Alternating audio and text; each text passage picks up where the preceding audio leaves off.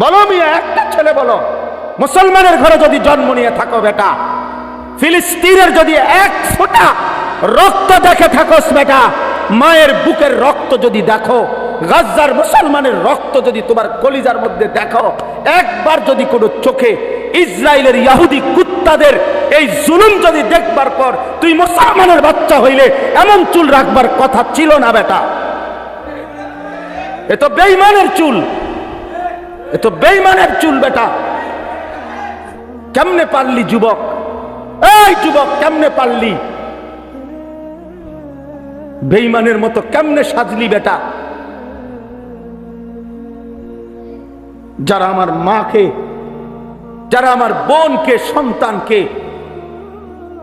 বোমার আঘাতে, যাদের ইমানদারের লাশ আকাশে উড়ে ছিন্ন ভিন্ন হয়ে টুকরা টুকরা হয়ে গেছে, এরপরেও বসে বসে এই মুহূর্তে পৃথিবীতে মুসলমানের উপরে এত জুলুম চলতেছে, এভাবে মুসলমান রক্তে ভাসতেছে, আর তোমরা এরপরেও বসা বসা মোবাইল, নারী, ছবি, উলঙ্গ দৃশ্য দেখো। হায় যুবক, লানত তোর উপরে, লানত, লানত তোর উপরে বেটা, লানত তোর উপরে বেটা। তুই কোন মার ঘরে জন্ম নিলি বেটা? তোর শরীরে এক ফোঁটা রক্ত নাই, এক বিন্দু বিবেক নাই তোর কাছে বেটা? কিভাবে সম্ভব বলে? কিভাবে এত বিবেকহীন হয় মানুষ? মুসলমানের বাচ্চা এত বিবেকহীন হয়? তাইলে বলতেছিলাম, আদম আলাইহিস সালাম থেকে নিয়ে আমাদের নবী পর্যন্ত প্রত্যেক নবী মানুষের প্রতি কল্যাণকামী ছিলেন, মানুষের পরিবর্তনের প্রত্যাশী ছিলেন প্রচন্ডভাবে, মানুষকে আল্লাহমুখী করতে চেয়েছেন। কিন্তু এত দরদ, এত মায়া, এত মহব্বত উম্মতের প্রতি যাদের ছিল, সেই নবীরাও প্রত্যেকেই আলাদাভাবে নিজের ফিকির করছে। এই কথাটাই শুধু বলতে চাই। কোন নবী এমন নাই যে দিবানিশি, সারা দিন রাত, সারা জিন্দিগি শুধু উম্মতের ফিকির করতে করতে নিজের নামাজ, নিজের বন্দিগি, নিজের আখেরাত, নিজের আলাদা ইবাদত আমল এটা ভুলেই গেছেন, সময় পান নাই, সময় পান না। এটা এরকম নাই, এমন কেউই নাই। বরং প্রত্যেক আম্বিয়ায়ে কেরাম নিজের জন্য আলাদা ফিকির করছে, নিজের আখেরাত, নিজের পরকাল। এজন্য সব নবীদের দোয়া, বিভিন্ন নবীদের দোয়া কোরআন শরীফে আছে। সেই দোয়াগুলোর মধ্যে এক বচনের শব্দ ব্যবহার হয়েছে এমন অনেক দোয়া আছে। অর্থাৎ নবী নিজের জন্য বলছে, তাওয়াফানি মুসলিমান ওয়া আলহিকনি বিস-সালিহিন। এই যে দোয়া, ইউসুফ আলাইহিস সালামের দোয়া, আল্লাহ আপনি আমাকে আপনার আনুগত্যশীল বান্দা, মুসলিম হিসাবে মৃত্যু দিয়েন, আমারে আপনার প্রিয় বান্দাদের অন্তর্ভুক্ত করে দিয়েন। তাহলে এই যে আমাকে, মানে নিজের ব্যাপারে বলছে। নূহ আলাইহিস সালাম বলছেন, যখন তুফান আসবে তখন তিনি দোয়া করছেন, রব্বিগফিরলি ওয়া লিওয়ালিদাইয়া ওয়া লিমান দাখালা বাইতিয়া মুমিনান ওয়া লিল মুমিনিনা ওয়াল মুমিনাত। আল্লাহ আমাকে মাফ করে দেন, এরপর আমার মা বাপকে মাফ করে দেন, এবং যে কয়জন ইমানদার পুরুষ এবং নারী আমার দলভুক্ত হয়েছে তাদেরকে মাফ করে দেন। তাহলে ভাঙ্গিয়া ভাঙ্গিয়া বলছে, আমাকে মাফ করে দেন, আমার মা বাপকে মাফ করে দেন, এরপরে ইমানদার নারী পুরুষকেও মাফ করে দেন। আলাদা খেয়াল করছে নিজের কথা।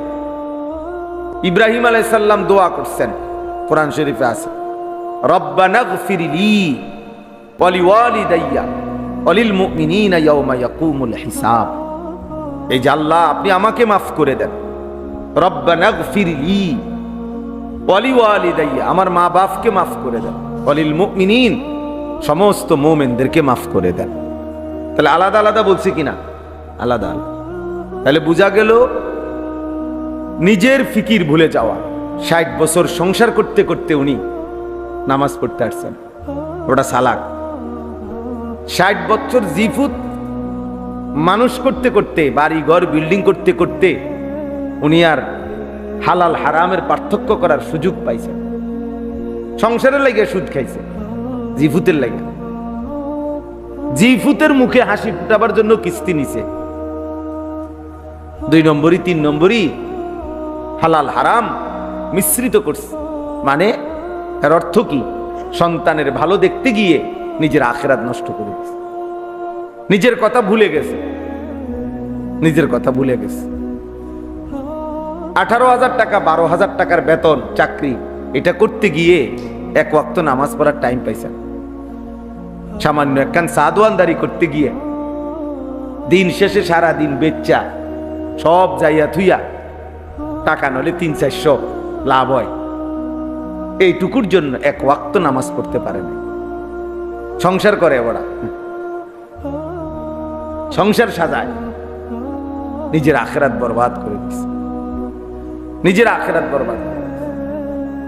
এই যে নাফরমানি, এই যে মূর্খতা, এর চাইতে বড় মূর্খতা আর কি? এই সংসারের জন্য হুজুর আমি কি না করছি? কি করছেন কোন? বিল্ডিং করছি, জমি কিনছি, ছেলে বিদেশ পাঠাইছি, মেয়ে বিয়ে দিছি, 10 শতক জায়গা লইছি, রাস্তার লগে আরো কদ্দুর জায়গা কথাবার্তা কইতেছি, আশা করি দিয়ে দিব। বাহ, এই 60 বছরে উনি নিজের জিন্দিগি বুঝাইতেছে। হালাল হারামের কোনো পার্থক্য নাই।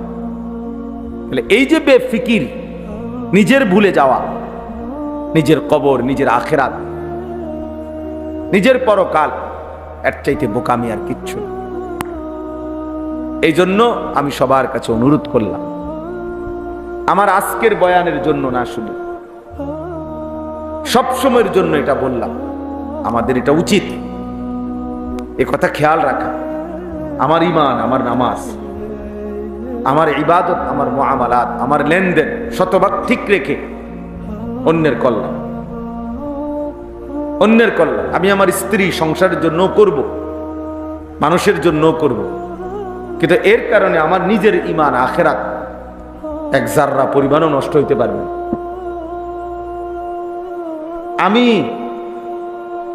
আপনার পেশাবের উপরে দাঁড়াই আপনার মধু খাওয়াবো কেন?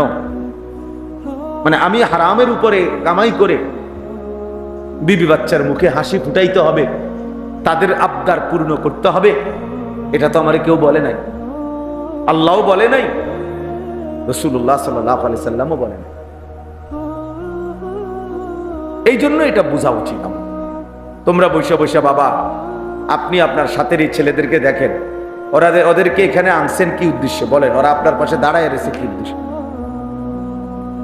সবাই মিলে এই একটা মোবাইল নিয়ে যদি সবাই ব্যস্ত থাকো ভাই ছেলেরা, আল্লাহর কথা শুনবা কখন? কার জন্য এগুলা উঠাও? তোমার এগুলা কোন পাগলে দেখবো? এগুলা কার মোবাইল নাই, কার কাছে ওয়াজ নাই? প্রত্যেকে একটা একটা মোবাইল ধরে রাখছো, তো তোমার নিজের ফিকির কই? এগুলা দিয়ে তো মানুষের উপকার করবা, নিজের। এই জন্য স্ট্যান্ড ছাড়া যে মোবাইল হাতের, একজনও মোবাইল তুলবা। পছন্দ না হলে মসজিদ থেকে চলে যাও, কোনো অসুবিধা নাই বেটা। কিন্তু ফালতু ও গাফেল, অমনোযোগী, এমন ফালতুকে 1000 বছরও বলে কোনো লাভ নেই। গাফেল আল্লাহর দুশমন, কোরআনের কথা। গাফেল জাহান্নামে, কোরআন শরীফে আছে। ওই দেখো, ওই এই ছেলে অপদার্থ কোথাকার বেটা।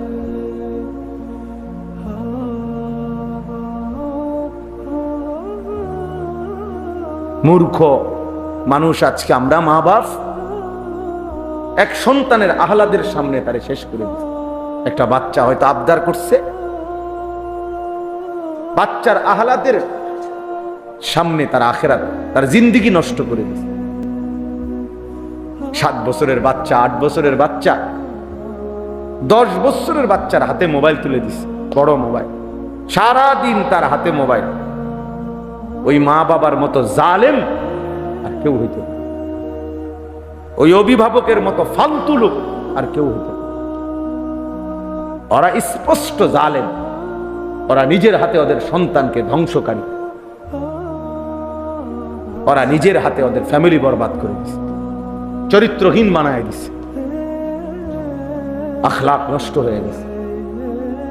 গুনাহ এই পরিমাণ করে যার কারণে ইমানের আলো জ্বলে না আর দিলে, ফলে মুসলমানের বাচ্চা এক ওয়াক্ত নামাজ মুসলমানের সমাজে থাকে, চারিদিকে মসজিদ, সব মসজিদ থেকে আজান হয়, কিন্তু এমন জানোয়ারের এক ওয়াক্ত নামাজ পড়তে মন চায় না। কত বড় নিকৃষ্ট হাইওয়ান! কলিজাটা কি পরিমাণ মরে যায়, কলিজাটা কি পরিমাণ মরে গেছে ভেবে দেন। বাবার চোখেও কোনো ফিকির নাই, বাবা তো দেখে যে আমার ছেলে এক ওয়াক্ত নামাজ পড়ে। কোন বাবা না জানে, কোন মা বুঝে না? সবাই বুঝে, সবাই বুঝে, কিন্তু মা বাবার কলিজার মধ্যেও দুনিয়া, সন্তানের কলিজার মধ্যেও দুনিয়া। মা বাবার কথা হলো নামাজ পড়লে না পড়লে পড়ুক, না পড়ুক, টাকা পয়সা কামাই করে কিনা এটা হলো দেখার বিষয়। দেশে হোক বিদেশ যাইয়া হোক, পয়সা রোজগার করে, খালাস, আর কোনো টেনশন নেই, পোলা লাইনে আছে। আর যদি টাকা পয়সা ঠিক মতো না দেয়,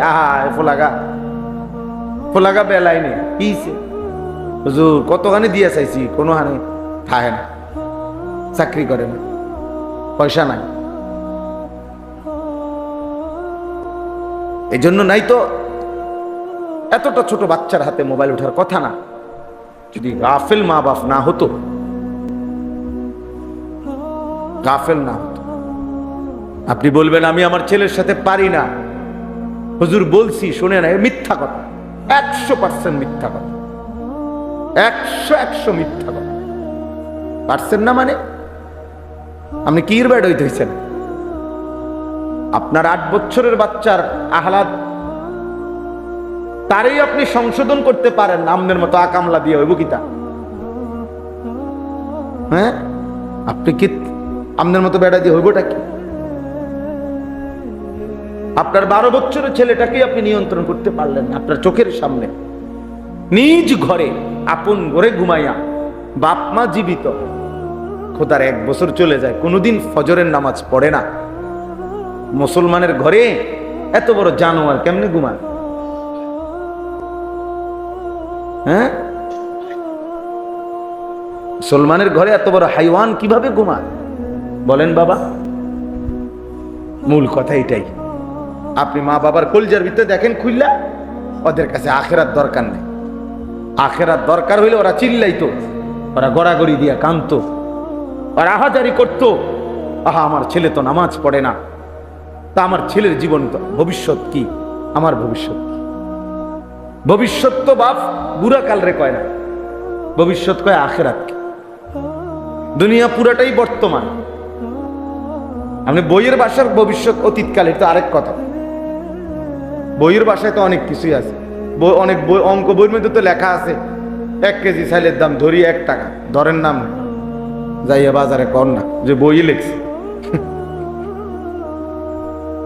অঙ্ক মিলাইতে গিয়ে লেখে না যে ধরি 1 কেজি চাউলের দাম কি, একটা ধরেন না, ধৈর্য যান না বাজারে। আপনার কন্যাইয়া সোজা করে লেখো বেটা, মস্কারি করবার জায়গা পাও না। তাই বাস্তবতা হইল ভবিষ্যৎ তো আখেরাত, দুনিয়া পুরাটাই বর্তমান। এজন্য কোরআনুল কারীমের মধ্যে আল্লাহ তাআলা স্পষ্ট বলছেন, ওয়াল তানজুর নাফসুম মা কদ্দামাত লিগাদ। আগামীকাল ভবিষ্যৎ, আগামীকাল ভবিষ্যতের জন্য আজকের দুনিয়া থেকে তুমি কি পাঠিয়েছো বান্দা, এটা হিসাব রেখো। তাহলে আগামীকাল ভবিষ্যৎ বলতে আল্লাহ তাআলা কিয়ামতকে বুঝাচ্ছে, আখিরাতকে বুঝাচ্ছে, আখিরাতকে বুঝাচ্ছে। আমাদের অসংখ্য মা বাপ সন্তানকে দিন শিখায় না, কেন? ভবিষ্যতে কষ্ট পাইব। কারণ হুজুর হইলে হে কামাই করবো, আর কত সংসার চলবো কেমনে, বউ বাচ্চা চালাইবো কেমনে, ভবিষ্যতে কষ্ট পাবে। এই ভবিষ্যৎ বলতে উনি কি বুঝাইছে? আখিরাত? জি না, জি না। উনি বুঝাইছে 40 বছর পরের হায়াত, কর্মজীবন আর কি, বিবাহ পরবর্তী জিন্দিগি, এটারে উনি বলছে ভবিষ্যৎ। না, বিবাহ পরবর্তী জিন্দিগি ভবিষ্যৎ না। ভবিষ্যৎ শুধুই কেবল আখিরাত। ভবিষ্যৎ শুধুই কেবল কি বলেন? আখিরাত। আল্লাহ কোরআনে বলছে মা কদ্দামাত লিগাদ, আগামীকাল ভবিষ্যতের জন্য আজকের দুনিয়া থেকে তুমি কি পাঠিয়েছো, বান্দা হিসাব রেখো, হিসাব রেখো। এজন্য প্রিয় ছেলেরা, গুনাহ করতে পারাকে চালাকি মনে করো না। গুনাহ চালাকি না, গুনাহ অসভ্যতা। নারী দেখো, ছবি দেখো, নাটক দেখো, জিনা দেখো, ব্যভিচার দেখো, উলঙ্গ দৃশ্য দেখো, সারাদিন মোবাইলে নাচ গান যারা দেখো, এক ওয়াক্ত নামাজ পড়ো না, পড়তে মনও চায় না, কেউ তোমারে ডাকেও না, মাও না, বাপও না, গ্রামবাসীও না, পাড়ারও না, কেউ তোমারে কদ্দুর ফেরাইতেও চাইতেছে না, কেউ তোমারে ডাকে না, এমন অভিশপ্ত, এমন মালউন কেমনে হইলা? কারণ একটাই তোর উপরে আল্লাহর লানত পড়ছে, এই জন্য তোরে আর কেউ ডাকে না। আমার মা 70 বছর বয়স, আমার এখনো জিগা। আমার আম্মা বাইচা আছে, আমি প্রায়ই বলি আমার মায়ের বয়স 70-75 হবে, বুড়া হয়ে গেছে, মা একদম অসুস্থ, এখনো আমার মা আমারে জিগায়, ফুত নামাজ উঠছনি, নামাজ উঠছনি, খোদার কসম। আমার বয়স 44 বছর, মা আমাকে আজও জিজ্ঞেস করে, ফুত নামাজ উঠছনি, তোমারে ডাকে না কেন? কেউ তোমারে, কারণ অভিশপ্ত জীবন, আল্লাহর গুনাহ, আল্লাহর নাফরমানি অব্যাহত করার কারণে আল্লাহ তাআলার রহমের দৃষ্টি তার থেকে সরায় দিছে। এই জন্য গোটা মাখলুকাতের কাছে সে ঘৃণিত। এটা হাদিস। রাসূলুল্লাহ সাল্লাল্লাহু আলাইহি সাল্লাম বলেন, আল্লাহ যখন কাউকে ভালোবাসে, আল্লাহর ভালোবাসার ঘোষণা আল্লাহর গোটা সৃষ্টির কাছে পৌঁছে দেয়। গোটা মাখলুকাত তখন তাকে ভালোবাসে। আবার আল্লাহ যখন কাউকে অপছন্দ করে, তো গোটা সৃষ্টির কাছে এই অপছন্দের ঘোষণা পৌঁছে যায়, গোটা সৃষ্টি তাকে অপছন্দ করে। তখন অপরিচিত মানুষও তারে দেখলে কয়, কিরে, তারে দেখতে তো বোঝা যায় ফুটটা ঘর, বাবা ঘর তো দেখলেই মনে হয়, দেখলেই তো বোঝা যায় ডাইল ঘর, দেখলেই তো বোঝা যায় বেনামাজ। আমি তো সবসময় বলি যে আমি এখন দাঁড় করাই, তোমরা কারা কারা আজকের নামাজ পড়ো নাই, আমি বলি আমি ইনশাল্লাহ দাঁড় করাইতে পারো। 30 জন দাঁড় করাইলে আশা করি 28 জন ঠিক হবে, 2-1 জন হয়তো ভুল হইতে পারে। বেনামাজি অসভ্যকে চিনা যায়। বেনামাজির চেহারায় কোনো দয়া মায়া থাকে না, বেনামাজির মায়ের চেহারায় কোনো আদর স্নেহ থাকে না। এ আল্লাহর অভিশপ্ত বান্দা, মালউন রাজিম বান্দা, অভিশপ্ত বান্দা। যার কপালে সেজদা নাই সে অভিশপ্ত। কেন? প্রমাণ কি? কোরআন। যেদিন থেকে ইবলিস সেজদা দেয় নাই, সেদিন থেকেই আল্লাহ তাকে বলছে, আজকের থেকে তুমি রাজিম, অভিশপ্ত। এর আগে বলে নাই। কি ছুটে গেছে? সেজদা ছুটে গেছে, একটা সেজদা দেয় না। আদম আলাইহিস সালামকে 10টা সেজদা করতে কইছিল, একটা সেজদা দেয় নাই। আল্লাহ তাআলা বলছে, ফখরুজ, বের হও, ফা ইন্নাকা রাজিম, তুমি অভিশপ্ত, রাজিম। আউযু বিল্লাহি মিনাশ শাইতানির রাজিম, বিতাড়িত, মানে দুধ, অভিশপ্ত শয়তান। প্রিয় ছেলেরা, বাবারা, এটা বোঝা উচিত। এই আপনাদের যারা বাবা আছেন, আপনাদেরও বোঝা উচিত, আপনাদের যাদের ছেলে মেয়ে নামাজ পড়ে না, পর্দা পুশিদা নাই, হালাল হারামের কোনো পার্থক্য নাই, আপনাদের জিন্দিগি একটা ব্যর্থ জিন্দিগি, ফালতু একটা জীবন নিয়ে কবরে যাবেন। ফালতু ঘর বাড়ি কইয়া লাভ নাই, বিল্ডিং কইয়া লাভ নাই। এজন্য আমি বলছি, আমাদের ব্যক্তিগত সংশোধন, ফিকির করা খুব জরুরি, খুব জরুরি। সবাই তোমরা ছেলেরা এক জীবন বানায় নিছো মোবাইল। কত প্রযুক্তি পৃথিবীতে এই পর্যন্ত আসছে, কতটাই চলে গেছে, এটাও চলে যাবে, এটাও চলে যাবে। কিন্তু এই হায়াত, এই রাত, এই দিন, আমার জীবনের হিসাব, এটা কিন্তু থাইকা যাবে। আমি ছোটবেলায় টেলিগ্রাফ দেখছি, চলে নাই।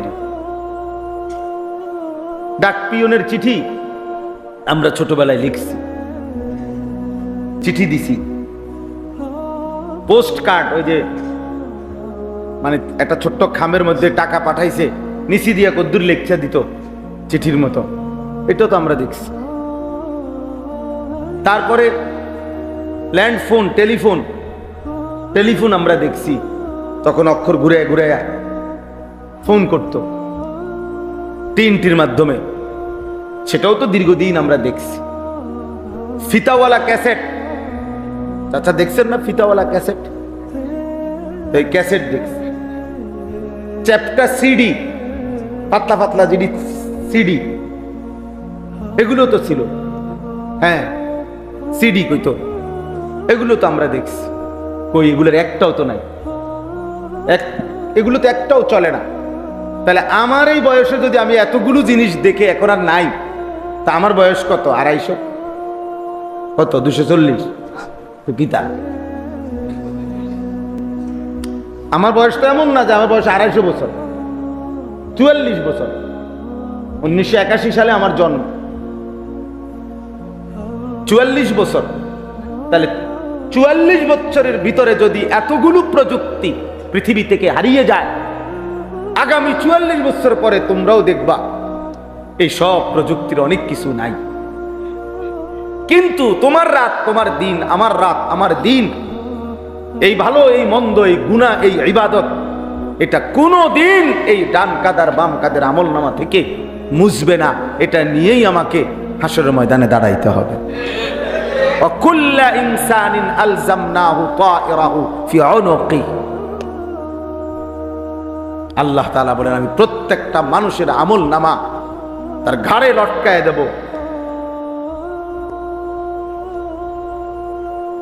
এই নারী, এই অসভ্যতা, এই অশ্লীলতা, ওই দেখেন ওই হাইওয়ানকে দেখেন, কারে বলে খবরে না। বললাম এক জিন্দিগি কোন ভদ্রতা, এই নেশাখোরের মতো এই মোবাইল খোর এই ছেলেগুলো কোন ভদ্রতা বলতে কিছু নেই। কি মসজিদ না মাদ্রাসা, আল্লাহর ঘর না রসুলের ঘর, কিচ্ছু নাই। হ্যার কত হলো আমার মোবাইল আছে, আমি আছি, পৃথিবীতে আর কিছু থাকবা না থাক, সেটা আমার দেখার বিষয় না।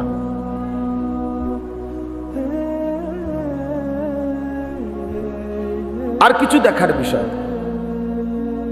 আফসুস জিন্দিগি বাবা, আফসুস এই জীবনের উপরে, আফসুস। হতভাগ্য ওই জীবন যে জীবন তার মালিককে চেনেন। অথচ আল্লাহ তাআলা কোরআনুল কারীমের মধ্যে বলছেন, ওয়ালাকাদ কাররামনা বনি আদম, আমি আল্লাহ বনি আদমকে সবচেয়ে সম্মানিত বানিয়েছি, আমার সর্বশ্রেষ্ঠ মাখলুকাত বানিয়েছি ইনসানকে, মানুষকে। ওয়ালাকাদ কাররামনা বনি আদম, আমি আল্লাহই বনি আদমকে সম্মানিত করেছিলাম। আল্লাহ তাআলা এই কপাল পৃথিবীর কোনো কাজে লাগে না, মানুষের কোনো চাহিদা পূরণের জন্য কপাল লাগে না। আয় বলেন, উপার্জন বলেন, রোজগার বলেন, কামাই বলেন, উপার্জনের কোনো কাজে কপাল লাগে না। কপাল এটা আল্লাহ তাআলা, এই আমরা হাতে হাত পাও চোখ, হ্যাঁ নাক কান, এগুলো বিভিন্ন কাজে আমাকে দরকার হয়। কপাল উল্লেখযোগ্য তেমন কোনো কামে লাগে না। তাহলে কপাল এটা আল্লাহ কেন বানাইলেন? আল্লাহ বলছে, বান্দা কপাল আমি শুধুই আমাকে সেজদার জন্য বানাইছি। এজন্য সেজদা কাকে বলে? আরবিতে সেজদা বলে কাকে? ওয়াদউল জাবহাতি আলাল আরদ, সমস্ত কিতাবে আছে। জমিনের মধ্যে কপাল রাখা, এটারে কি বলে? আল্লাহ তাআলা বলেন, কপাল আমি শুধু বানাইছিলাম আমার জন্য, সেজদার জন্য। অথচ সেই কপালে যে সেজদা দেয় না, তুই বেটা মানুষ কিসের বেটা? বাকি হাত পাও দিয়ে তো অন্যান্য অঙ্গ প্রত্যঙ্গ দুনিয়া ভোগ করে, ভাত মাছ আহার নিদ্রা, খানা পেশাব পায়খানা, যৌন চাহিদা পূরণ, এগুলো তো জানোয়ারেরও হয়। একটা কুকুরও তো খায় ঘুমায়, একটা কুত্তাও তো পেশাব পায়খানা করে, একটা কুত্তারও তো যৌন চাহিদা পূরণ হয়, কুকুরেরও তো বাচ্চা কাচ্চা হয়, কুকুরের ছাও হয় না, তাহলে তো বোঝা গেল কুকুরেরও যৌন চাহিদা কি হয়, নাহলে বাচ্চা হয় কেমনে? এই জন্য আমাদের এটা ভাবা উচিত, জীবনটাকে একটা সামান্য এই একটা মোবাইল, একটা মোটর সাইকেল, সামান্য একটু চুলের ফ্যাশন, একটা জামা, একটা প্যান্ট, একটা শার্ট, একটা গেঞ্জি, বন্ধু কয়েকজন বন্ধুদের আড্ডা, আর একটা নারীকে নিয়ে ভাবনা, এক নারীকে নিয়ে সারাক্ষণ কল্পনা, কখনো জেনা, কখনো ব্যভিচার, কখনো ছবি, কখনো নাচ, কখনো গান, কখনো উলঙ্গ দৃশ্য, কখনো সরাসরি কথা বলা, কখনো পিছনে পিছনে ঘুরতে থাকা। আহা, এই এক জিন্দিগি। এই সামান্যটুকু জিন্দিগির জন্য, এতটুকু ফালতু কাজের জন্য মহান আল্লাহ পাক রব্বুল আলামিন আমাদেরকে বানিয়েছে। এটা তো বোঝা উচিত। এমন সুন্দর হায়াত, সুস্থ জীবন যদি কেউ এভাবে নষ্ট করে দেয়, এত বোকা মানুষ না হইয়া গরু ছাগল হইলে ভালো ছিল। গরু ছাগলও তো এত বোকা। আতা কুল্লা শাইইন খালকাহু সুম্মা হাদা। কোরআন শরীফে আল্লাহ বলেন, আমি প্রত্যেক সৃষ্টিকে, আমি আল্লাহ সৃষ্টি করেছি, প্রত্যেককেই তার গন্তব্য চলার জন্য একটি দিক নির্দেশনা আমি আল্লাহ দিয়েছি। প্রত্যেক সৃষ্টিকে তার উপযোগী কিছু দিক নির্দেশনা আল্লাহ তাআলা দিয়েছে। এজন্য গরু হিসেবে চলার জন্য যে কদ্দুর দিক নির্দেশনা দরকার, আল্লাহ তাকে এটা দিয়েছে। একটা কুকুরকেও আল্লাহ তাআলা চলার জন্য একটা দিক নির্দেশনা দিচ্ছেন। এই জন্য কুকুর নইলে লাঠি দেখলে দৌড় দেখা, সে তো এটা তো বুঝার কথা না, এটা লাঠি নাকি ফোম, এইটা তো বুঝার কথা না। হ্যাঁ তো বুঝে, হ্যাঁ নইলে দৌড় মারে কা, লাঠি দেখলে দৌড় দেয় কা, খাবার দেখলে আগায় কা, ঠিক না চাচা? তাহলে বুঝা গেল তাকে তার উপযোগী চলার জন্য যেটুকু হেদায়েত দরকার, দিক নির্দেশনা দরকার, আল্লাহ তাকে ওটুকু দিচ্ছেন। আর পূর্ণাঙ্গ হেদায়েত আল্লাহ তাআলা ইনসানকে দান করেছেন। এজন্য কোরআনুল কারীমের মধ্যে আল্লাহ বলছে, ইন্না হাদাইনাহুস সাবিলা, ইন্না হাদাইনাহুস সাবিলা ইম্মা শাকিরান ওয়া ইম্মা কাফুরা। আল্লাহ বলেন, আমি মানুষকে চলার পথের, জিন্দেগীর রাস্তার পুরা হেদায়েত আমি আল্লাহ দিয়েছি, আমি আল্লাহ দিয়েছি। ওয়া হাদাইনাহুন নাজদাইন, এই যে কোরআন শরীফের আয়াত, আল্লাহ তাআলা বলেন, আমি দুইটি রাস্তা আমি আল্লাহ তাআলা বলে দিয়েছি। আমি আল্লাহ তাআলা রাতও বলছি, দিনও বলছি। আমি বলেছি এটা আলো, এটা অন্ধকার, এটা হালাল, এটা হারাম, এটা জায়েজ, এটা না জায়েজ, এটা ইবাদত, এটা গুনাহ, এটা জান্নাত, এটা জাহান্নাম। আল্লাহ তাআলা বলেন, আমি এভাবে স্পষ্ট করে আমার বান্দাদের জন্য আমি বলে দিয়েছি, আমি কোনো কিছু বাদ দেই নাই। তাহলে মহান আল্লাহ পাক রব্বুল আলামিন আমাদেরকে সর্বশ্রেষ্ঠ সৃষ্টি মানুষ বানালেন এবং আমাদেরকে পূর্ণাঙ্গ হেদায়েত দিক নির্দেশনা দিলেন। আল্লাহ তাআলা আমাদের জন্য বুঝাইয়া বলার জন্য নবী রাসূল পাঠালেন, আবার বুঝবার জন্য কিতাব দান করলেন, আবার গ্রহণ করার জন্য পূর্ণাঙ্গ সক্ষমতা সম্পন্ন অঙ্গ প্রত্যঙ্গ দান করলেন। তিনটা জিনিস আমার জন্য সর্বদা আছে, আমাদের প্রত্যেকের জন্য। এক হলো আল্লাহর হুকুম মানার উপযোগী একটা বডি আল্লাহ আমগরে দান করছেন। যত কিছু আল্লাহ হুকুম করছেন আমাদের শরীরের সাথে মানানসই। ইউরিদুল্লাহু বিকুমুল ইউসরা ওয়ালা ইউরিদু বিকুমুল উসর। আল্লাহ বলে, বান্দা, একটা বিধান তৈরি করতে গিয়েও আল্লাহ বলে, বান্দা বিশ্বাস করো তোমার জন্য কঠিন হোক আমি এটা চাইনি, আমি চাই নাই বান্দা, আমি তোমারে বানাইছি। আমি একটা হুকুম দিতে গিয়ে প্রতিটা হুকুমের ক্ষেত্রে আমি তোমার জন্য যেন সহজ হয় আমি এটা চেয়েছি, আমি খেয়াল রেখে দিছি, আমি খেয়াল রেখেছি। মা জাআলা আলাইকুম ফিদ্দীন মিন হারাজ। আমি আল্লাহ তাআলা তোমাদের উপরে কোনো কঠিন বোঝা চাপিয়ে দেই নাই, একটাও না, একটাও। আপনি আমারে সারাদিন বললেন, আল্লাহ তাআলা বলে দিনে বলছি রোজা রাখতে, তো রাত্রে বলছি তারাবি পড়তে, সন্ধ্যায় বলছি ইফতার করতে, তো শেষ রাত্রে বলছি সাহারি খাইতে। তুমি দেখো আমার হুকুমের মধ্যে ব্যালেন্স আছে, ভারসাম্যতা আছে। আমি আল্লাহ তাআলা একসাথে সব বোঝা চাপাই দেই নাই, একসাথে করি নাই। তাহলে আল্লাহ তাআলা আমাদেরকে আল্লাহকে মানার যোগ্যতা সম্পন্ন একটি শরীর স্বাস্থ্য দিয়েছেন। 2 নাম্বার হলো আমাদেরকে আল্লাহর রাস্তা, আখিরাতের রাস্তা বুঝিয়ে বলার জন্য প্রত্যেক যুগে আল্লাহ তার মনোনীত বান্দা, যাদেরকে নবী রাসূল এবং নবী রাসূলদের পরবর্তী উলামায়ে কেরাম আল্লাহ তাআলা সব যুগে পৃথিবীতে রেখেছেন। আপনারা একজন চাচা বলেন, ছোটবেলায় শুনছেন কিনা কোনোদিন যে আজ থেকে 100 বছর আগে একবার এমন হয়েছিল যে পৃথিবীতে কোনো হুজুর নাই? এমন ঘটনা শুনছেন? বোঝেন নাই? আপনি শুনছেন নি জীবনে কোনোদিন যে বিশ্বাস করেন 1992 সালে একবার 6 মাস এরম হয়েছে যে কি নাই, কোনো হুজুর নাই পৃথিবীতে? এমন ঘটনা পেয়ে আছে না? না থাকতে পারে, কিন্তু হুজুর থাকবে না। আদা রসুন না থাকতে পারে, চাল ডাল কম হয়ে যাইতে পারে, কিন্তু পৃথিবীতে আল্লাহর জমিনে মানুষের হেদায়েতের জন্য, মানুষকে আল্লাহর পথ বলার জন্য নবী এবং রাসূল এবং তাদের পরবর্তী উলামায়ে কেরাম আল্লাহ তাআলা সর্বযুগে আল্লাহর কুদরতি ভাবে ধারাবাহিক চালু রাখছেন। সুম্মা আওরাসনাল কিতাবাল্লাযীনা ইসতাফাইনা মিন ইবাদিনা, এটা কোরআন শরীফে আছে। আর 3 নাম্বার হলো বুঝবার জন্য আল্লাহ তাআলা আসমানি কিতাব ওয়াহী, আল্লাহর আসমানি ওহী সর্বদাই পৃথিবীতে জমিনের মধ্যে রেখেছেন। গত 1450 বছর থেকে যখন থেকে কোরআন নাজিল হয়েছে আজকের এই দিন পর্যন্ত পৃথিবীতে কোরআনুল কারীম একদিনের জন্য নিশ্চিহ্ন হয় নাই, হবেও না, হবেও না। তাইলে কি সমস্যার কারণে যুবক ছেলেরা তোমাদেরকে বলি, বাবা বয়স্ক বাবা আপনাদেরকেও বলি, কি সমস্যার কারণে আপনাদের এই ছেলেরা 1 ওয়াক্ত নামাজ পড়ে না? আপনি জবাব দেন। কি নামাজ পড়ার মতো যোগ্যতা তার শরীরে নাই? বুঝাইয়া বলার জন্য কি কোনো হুজুর নাই? বুঝবার মতো কি কোনো কিতাব জমিনে নাই? কি ছিল না? কি সমস্যার কারণে? কি সমস্যা?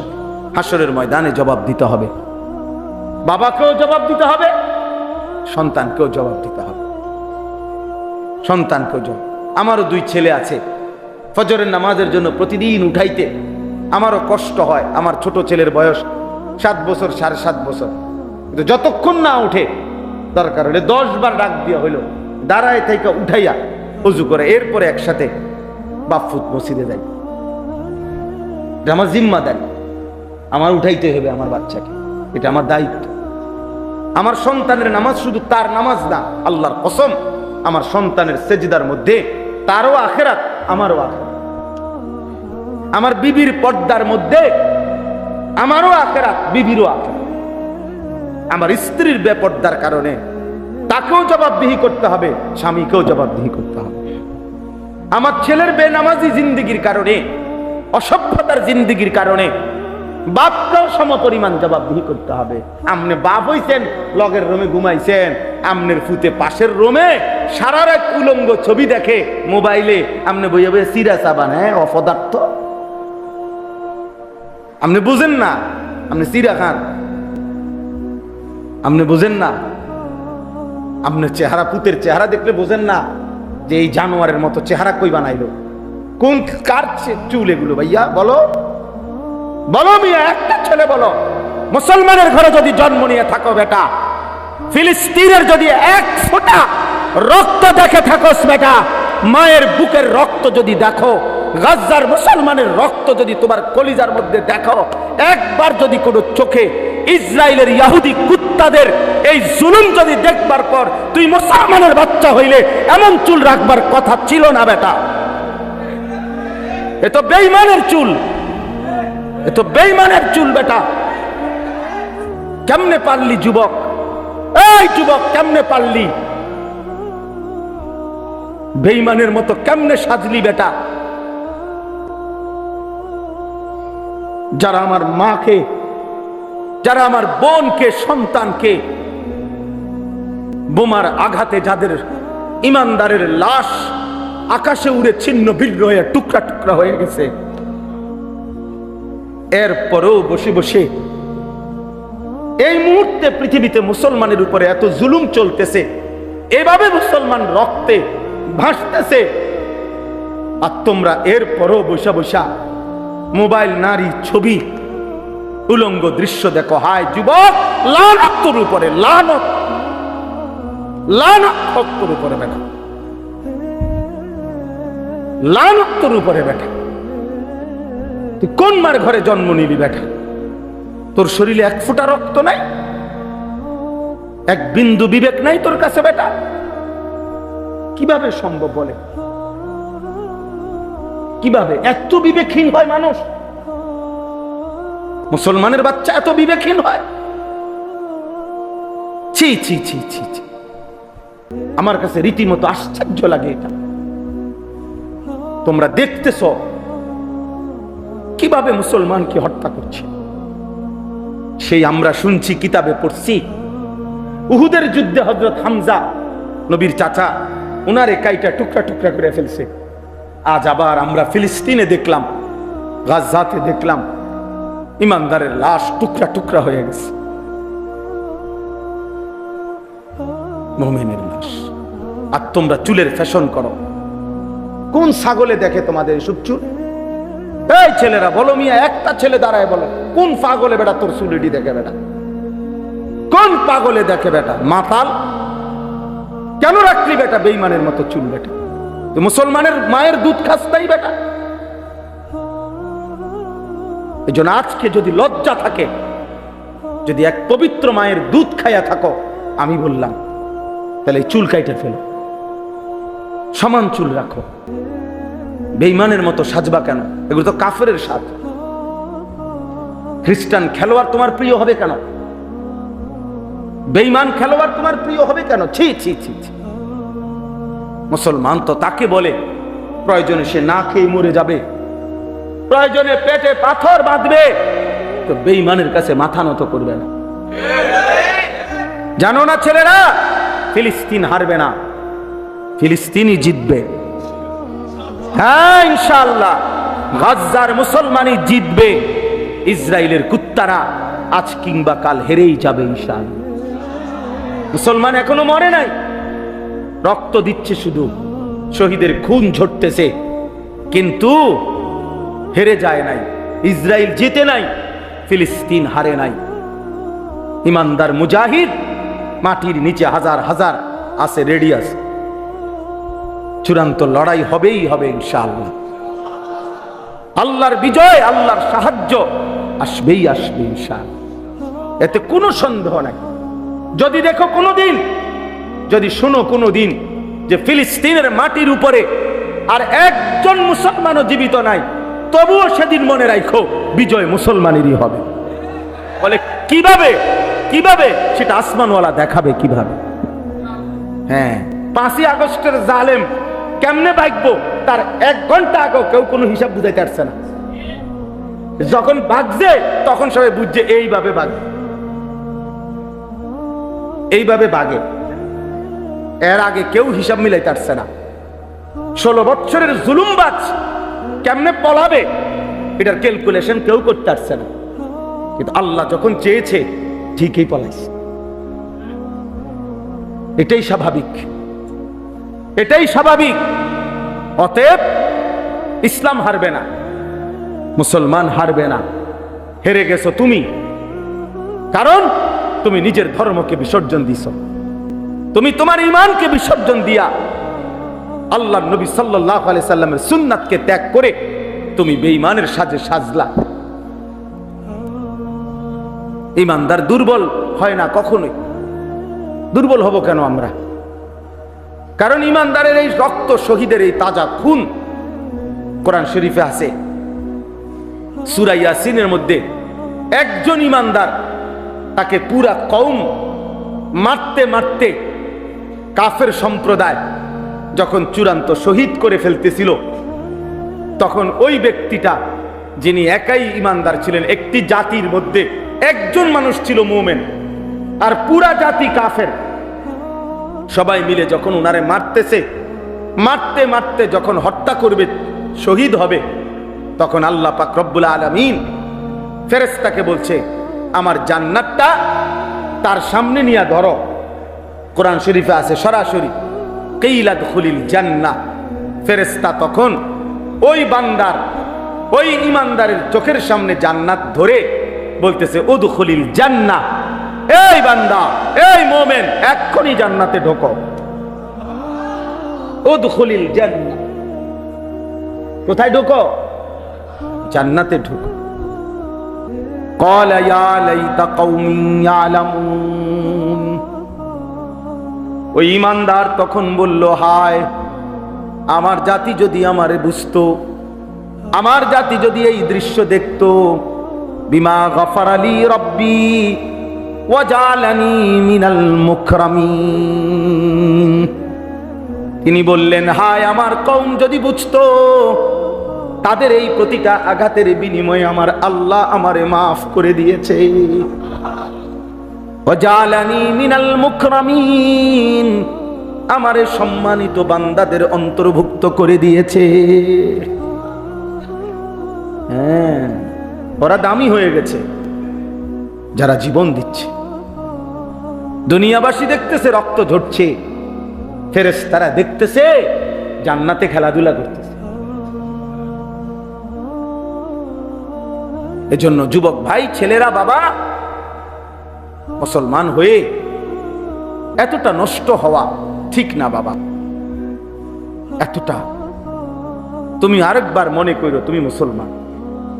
যার বাবা মুসলমান, তার মা মুসলমান, যার বংশ মুসলমান, সে চরিত্রহীন হবে কেন? চারিদিকে যার মুসলমান, আমার মহল্লার সবাই মুসলমান, আমার এলাকায় মসজিদ আছে, আমার এলাকার মসজিদে আজান হয়, চারিদিকে মাদ্রাসা আছে, ছোট ছোট মাসুম বাচ্চা আল্লাহর কোরআন পড়তেছে, যাদের বংশের সবাই মুসলমান, এত মুসলমানের ভিতর দিয়া ইসলাম থাকার পরিচয়ের পরে সে এক ওয়াক্ত নামাজ না পড়ে এরকম সমাজে বসবাস কেমনে করে বাবা? এটা একজন বাবা মেনে নেয় কেমনে? একজন মা মেনে নেয় কিভাবে? একটি সমাজ কেমনে মেনে নিবে? আপনাদের চাচাদের কাছে আমি বললাম, চা দোকানে বসে বসে মানুষের বদনাম ফালতু না করে, শুধু শুধু ফালতু কথা না বলে আপনাদের মহল্লার এই ছেলেগুলারে কিভাবে নামাজি বানাবেন ফিকির করেন। আল্লাহ তাআলা ফিকির করলে কোনো না কোনো কৌশল আল্লাহই আপনার কলিজার মধ্যে ঢেলে দিবেন। আপনি ফিকির করেন, কি করতে পারি আমি? আরে 30 বছরেও যদি আমি একজন আল্লাহর বান্দাকে যদি আল্লাহর দিকে ফিরাইতে পারি, খোদার কসম, রাসূলুল্লাহ সাল্লাল্লাহু আলাইহি ওয়াসাল্লাম বলছে, গোটা আরবের সমস্ত দামি ওট যদি তোমারে দেওয়া হয় হাদিয়া, তার চাইতেও বেশি উত্তম তোমার দ্বারা একজন ব্যক্তি আল্লাহর পথ পাওয়া। ফাওয়াল্লাহি লা আন ইয়াহদিয়াল্লাহু বিকা রাজুলান ওয়াহিদান খায়রুন লাকা মিন হুমুরিন নাআম। একজন। তাইলে আমাদের প্রত্যেককে কি বলছে যে কম পক্ষে 10,000 মানুষকে তুমি হেদায়েত করতে হবে? তো অসুবিধা কি? আমার অসুবিধা কি? আমার মেহনত না দরকার? আমি পরিশ্রম করে যাই, আমি বলে যাই, আমি কালেমার ফেরি করলাম, আখিরাতের ফেরি করলাম। হেদায়েত তো দিবে আসমানওয়ালা, সিদ্ধান্ত ফয়সালা তো দিবে কে? আল্লাহ। আল্লাহ। আমার সমস্যা কি? আমার তো নেকি হবে। আমার 30 বছর বলার দ্বারা যদি কেউ আল্লাহর দিকে না ফেরে, অসুবিধা কি? এমন বহু নবী ছিলেন যে নবীদের পুরা জিন্দেগি কালেমার দাওয়াত দেওয়ার পরেও একজনও, একেবারে স্পষ্ট হাদিসে আছে, এমনও নবী আছেন যাদের হাতে একজনও কালেমা পড়ে নাই। তাহলে উনি ব্যর্থ। নবী ব্যর্থ হয় তো তাহলে আর সমস্যা কি? যেখানে কোনো কোটা নাই যে আপনি কমপক্ষে 10 জনের কি বানাইতে হইব, হেদায়েত করতে হইব, এমন কোন কোটা আছে কিনা? না, এনে কোটা তো নাই। এমন তো কোটা মুক্ত আন্দোলনই হয়েছে, জামেলায় তো বাজ্যে কোটা লইয়া, তাইলে কোটাই তো নাই। কাজে আমরা প্রত্যেকেই, আপনারা ফিকির করেন, আমরা, আমার বাবারা, আমি শেষ করতে চাচ্ছি। আমি শুধু আপনাদের কাছে, ছেলেরা, বাবা, তোমাদের কাছে একটা ছোট্ট হিসাব বলি। প্রিয় সন্তান, আমার কথাটা একটু মনোযোগ দাও। সবাই গাফলতি করো না বাপ। বিপদের মুহূর্তে খামখেয়ালি করতে নাই, তাহলে আল্লাহ তাআলা নারাজ হয়। আজকে যখন মুসলমান বিপদগ্রস্ত, মুসলমান এইভাবে নির্যাতিত, এরপরও কারো কলিজার মধ্যে যদি একটু ফিকির, অনুভূতি, বিবেক না জাগে, আর জাগবে কখন? আর জাগবে কখন?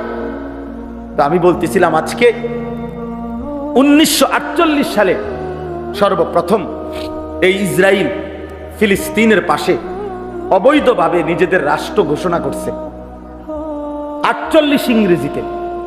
সেই থেকে নিয়ে এই ফিলিস্তিনের মুসলমানদের উপরে তারা জুলুম করতেছে আজকে 77 বছর। এই মজলুম ফিলিস্তিনি রক্ত দিচ্ছে আজকে 77 বছর।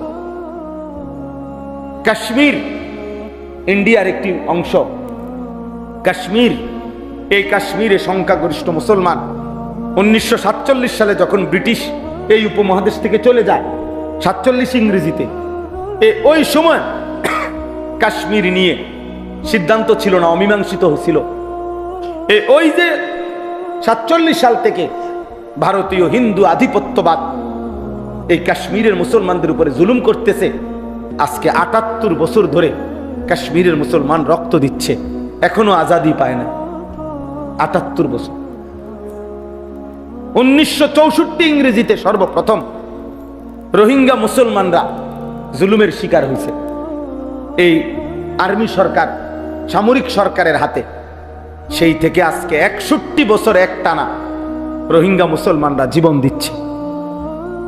তাইলে প্রিয় ভাই আমার, আমরা এটা বলতে চাই, ফিলিস্তিনের 77 বছর ধরে যদি জীবন রক্ত দেয়, কাশ্মীরে যদি 78 বছর ধরে জুলুমের শিকার হয়, 61 বছর যাবত যদি রোহিঙ্গা মুসলমানরা নির্যাতিত হয়, তাহলে তুমি আর আমি কোনোদিন নির্যাতিত হব না, এই নিশ্চয়তা আমরা পাইলাম কোথায়?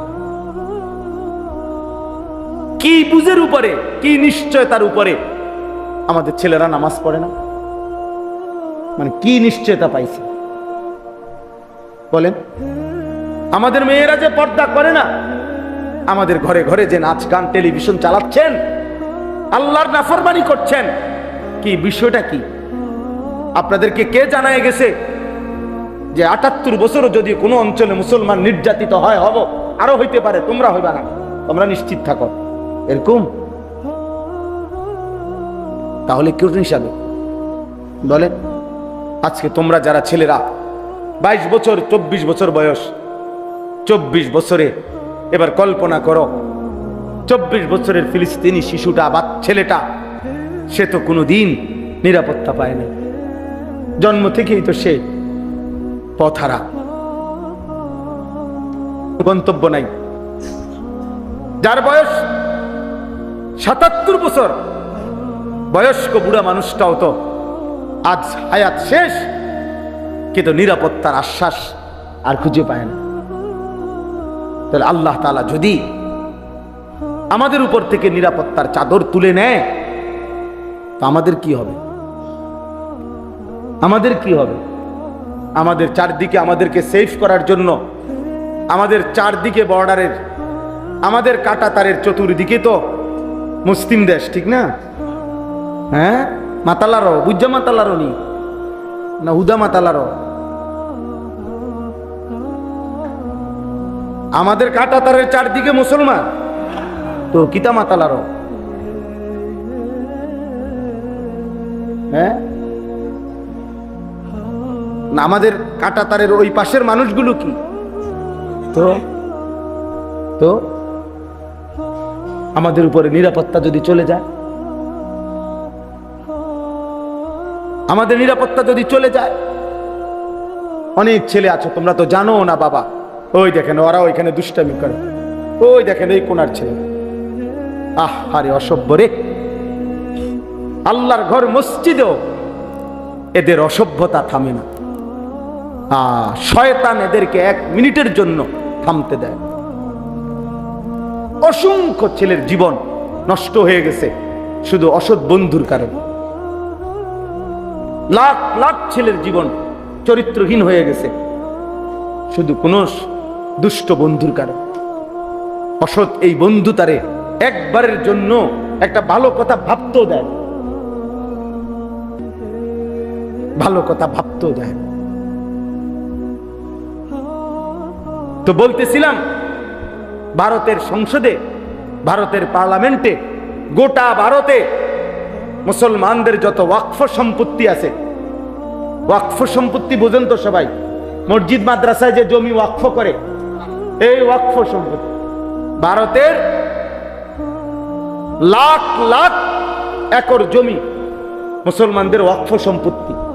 এই ওয়াকফ সম্পত্তির নীল নকশা এটা দখল করার ষড়যন্ত্রে একটি ওয়াকফ বিল ভারতের সংসদে পাশ হয়েছে। অর্থাৎ আজ কিংবা কাল শুনবেন ভারতের মুসলমানদের লাখ লাখ সম্পত্তি দখল হয়ে গেছে। আজকে বলবে এখানে এটা মসজিদ, তারা বলবে না এখানে আমাকে অমুক দেবতার কি আছে, মন্দির আছে, ওখানে আমগো এটা আছে, ওখানে এটা আছে। কথা বুঝছেন? তাইলে শান্তি আমাদের কোথায়? মুসলমানের নিরাপত্তা, আমাদের ঈমান, আমাদের আমল, আমাদের আল্লাহর সাথে সম্পর্ক, এইটা ছাড়া খোদার কসম মানুষের মাধ্যমে আমাদের কোনো সমাধান হবে না। এই যে ৭৭ বছর না, আরো যদি ৭০০ বছরও শেষ হয়, ফিলিস্তিনের সমস্যা ওই গোল টেবিল বৈঠক এদের এই আলোচনা দিয়ে শেষ হবে না। আল্লাহ পাকের সরাসরি মদদ আর মুমিনের এই তাজা খুনের বিনিময়ে ইনশাআল্লাহ ফিলিস্তিনের বিজয়ের ভিত রচিত হবে, ইনশাআল্লাহ হবেই হবে ইনশাআল্লাহ। এই জন্য আজকে আমি যে যেটুকু বুঝলো সবাই একসাথে বুঝবে, আমরা এটা মনে করি না, আমরা এটা বুঝি যে সবাই একসাথে বুঝবে না, কিন্তু কোনো একটা ছেলেও যদি বুঝো, একজনই, তো তুমি বাবা মনে করো আল্লাহর ওয়াস্তে আগামীর ইসলামের জন্য, মুসলমানের নিরাপত্তার জন্য, ইসলামের বেঁচে থাকার জন্য তুমি নষ্ট হইও না, নষ্ট হইও না। উঠতি গাছ যদি নষ্ট হয়ে যায় তো বড় হবে কেমনে গাছ? এই জন্য উঠতি গাছকে তো, চারা গাছকে তো মানুষ ট্যাংরা বেড়া দিয়ে আটকায়, ছোট একটা পাশের কঞ্চি দিয়া রশি দিয়া বাইন্ধা দেয়, প্রতিদিন সকাল সন্ধ্যা পানি দেয়, কারণ চারা গাছকে খুব যত্ন করে বড় করে দেয়। আর তোমরা উঠতি বয়সের ছেলে, 14, 15, 16 বৎসর, এত অল্প বয়সে যদি তোমরা এত চরিত্রহীন হয়ে যাও, 18 বছর হতে হতে যদি এত নারী, এত ছবি, এত উলঙ্গ দৃশ্য দেখে ফেলো, বাকিটা জীবন কেমনে চলবা? বাকি হায়াত কেমনে চলবে? তাইলে এই জন্য আমি অনুরোধ করলাম, আজকে এই ইসলাহী মজলিসে আমরা প্রত্যেকেই ভাবি, বাবারা যারা আছেন আপনারা আপনাদের ছেলে মেয়ের নামাজ, আপনাদের স্ত্রীর পর্দা, আপনাদের ঘরের মানুষগুলো কিভাবে নামাজ পড়বে, আল্লাহকে চিনবে, এটার ফিকির করে। আপনি বলিয়েন না যে কোনো বুদ্ধি নাই, না, তাইলে হবে না। হতাশা মুমিনের জন্য কুফরি, এটা মনে রাখবেন, এটা গুরুত্বপূর্ণ কথা। মানে হতাশ হওয়া, হতাশ না হুজুর, যত কথাই কোন আর হইতো না, এটা তো আপনি কি বললেন? হতাশা। হতাশা মুমিনের জন্য কুফরি। কোরআন শরীফের আয়াতে যে হতাশ হয় সে মুমিন হয় না, মুমিন হয় না, মুমিন হতাশ হতে পারবে না। কারণ প্রতিটা অন্ধকার, মনে রাখেন, সুড়ঙ্গ যত লম্বাই হোক, অন্ধকার যত লম্বাই হোক, সুড়ঙ্গের শেষ মাথায় আলো আছে, আছে না আলো? অন্ধকারের শেষ মাথায় কি আছে? আলো আছে। অতএব মুসিবতের শেষ মাথায় যে কোনো দিন বিজয়ের আলো আছেই আছে। ইন্না মাআল উসরি ইউসরা, আল্লাহ বলছেন ইউসরা আসবে। এই জন্য আমরা যদি প্রত্যেকে চেষ্টা করি, আমার এই অনুরোধটাই, ছেলেরা তোমাদেরকেও বলি, বাবা তোমাদের আবারও বলছি, এই চুল ছেড়ে দাও। তোমরা কমপক্ষে এতটুকু প্রমাণ করো যে তুমি মুসলমান, তোমার কলিজায় মুসলমানের প্রতি ভালোবাসা আছে, আল্লাহর প্রতি, রাসূলুল্লাহ সাল্লাল্লাহু আলাইহি সাল্লামের প্রতি। তুমি যদি স্লোগান দাও তো ফিলিস্তিনের পক্ষে, আর ইসরায়েলের ইহুদিরা যদি তোমার এই লেবাস দেখে ওরা হাসবে, ওরা জিজ্ঞেস করবে যে বাবা কার মতো সাইজা কারে গাইলাম। তোমার যদি জিজ্ঞাসা করে, তুমি যে কইলা ইসলামের শত্রুরা হুঁশিয়ার সাবধান, আরে শত্রু, ইসলামের শত্রু যদি তোমারে জিগায় যে হে ইসলামের বন্ধু, পেশাব কইরা ফানি লওনি,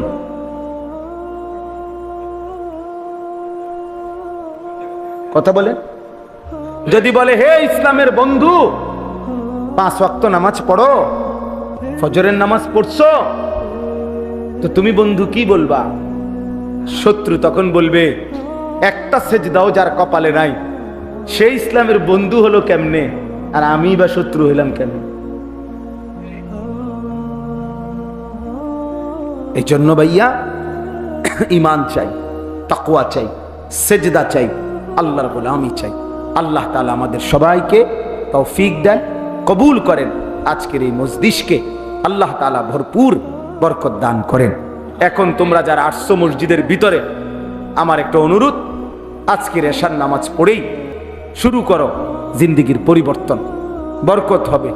মজলুমের রক্তে তোমার দিল যদি না কাঁদে, তাহলে মনে রাখো তোমার দিল মরে গেছে, তুমি ঈমান মরে গেছে তোমার। এই মরা ঈমান দিয়া তুমি আগাইতে পারতা না।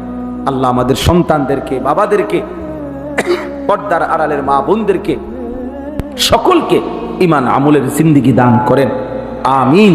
সুবহানাল্লাহি ওয়া বিহামদিহি, সুবহানাকাল্লাহুম্মা বিহামদিকা, আশহাদু আল্লা ইলাহা ইল্লা আনতা আস্তাগফিরুকা ওয়া আতুবু ইলাইক।